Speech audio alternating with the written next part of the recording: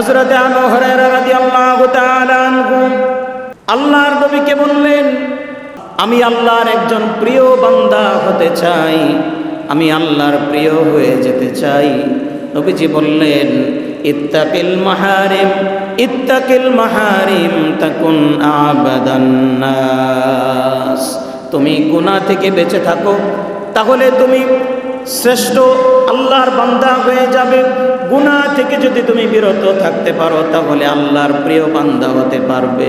আর যদি ইবাদতও চলে, গুনাহও চলে, নামাজও চলে, গুনাহও চলে, তাহলে বিরাট বড় দুধের একটি ভাণ্ডর মধ্যে এক ফোঁটা পেশাব দিয়ে দিলে যেমন দুধ নষ্ট হয়ে যায়, আমাদের এবাদতগুলো, এবাদতের মধ্যে যখন চোখ দিয়ে, নাক দিয়ে, মুখ দিয়ে যখন গুনাহ ঢুকে, তখন এবাদতগুলো এইভাবে নষ্ট হয়ে যায়।